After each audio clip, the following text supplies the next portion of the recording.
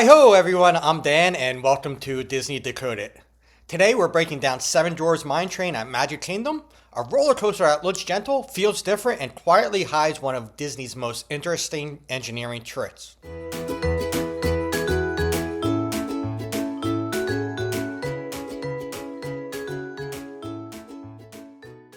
On this ride, the trains don't just follow the track, they sway.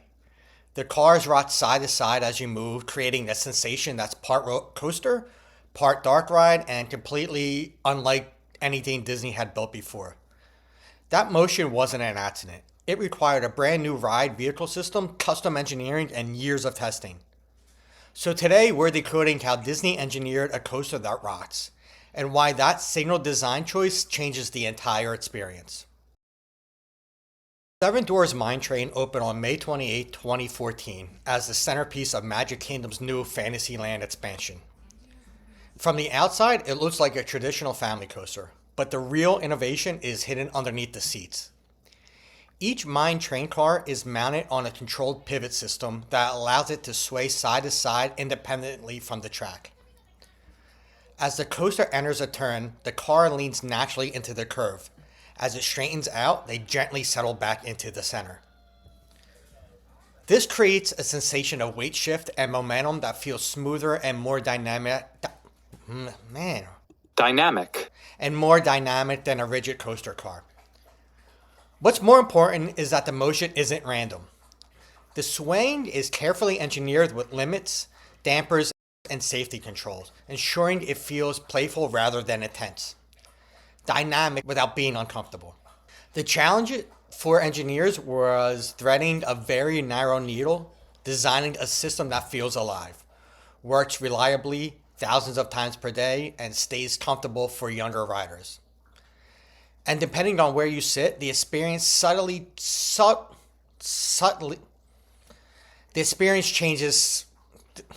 The experience changes, which is why different seats can feel noticeably different. Dwarfs Mine Train Ride isn't just a coaster with decorations. It's a true hybrid attraction. About halfway through the ride, you enter the Dwarfs Diamond Mine and everything changes, like you clicking the like button.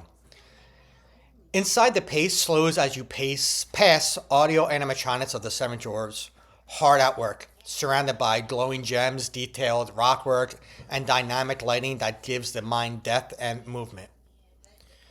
You hear hi-ho echo through the caverns, and for a moment, you're no longer riding a coaster. You're inside a story scene. Then, just as smoothly, the attraction transitions back outdoors. The outdoor sections feature rolling hills, gentle drops, and sweeping turns, all wrapped in a carefully designed rockwork that forms the Seven Dwarfs Mountain.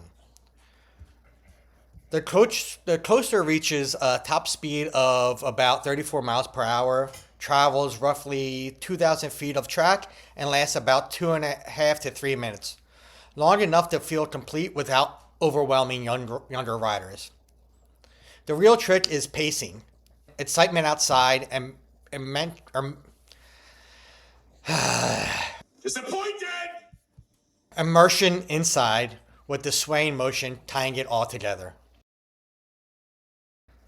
Before you even board the ride, Disney starts telling the story. Seven Dwarfs Mine Train features one of Magic Kingdom's most immersive queues.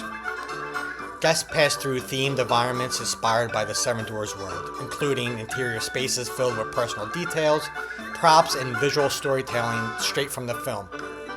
Along the way, the queue includes interactive elements, musical touches, animated effects, and responsive features designed to keep guests engaged during the wait.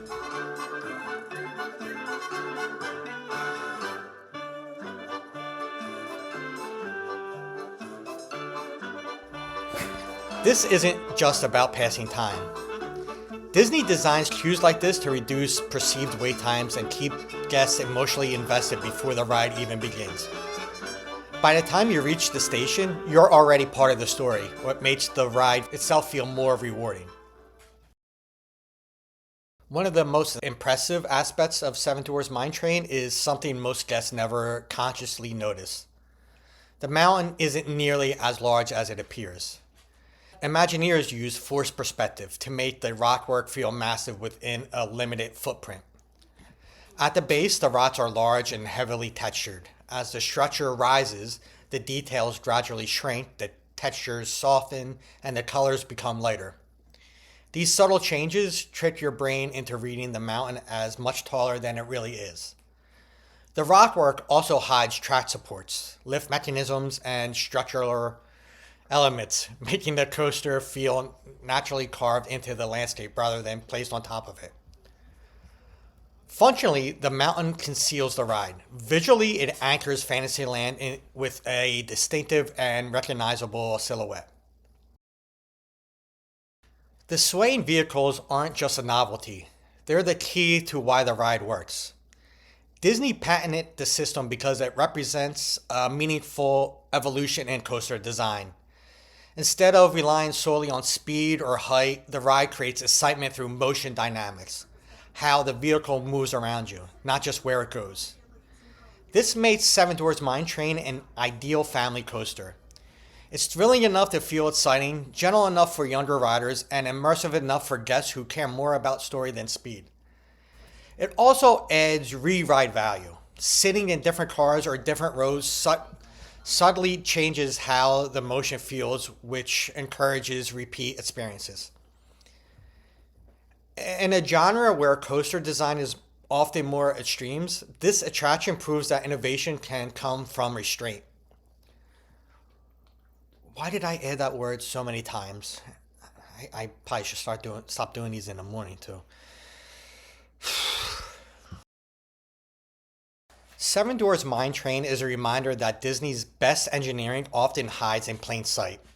The swaying vehicles, hybrid ride layout, immersive queue, and forced perspective rockwork all work together to create something that feels simple, but absolutely isn't.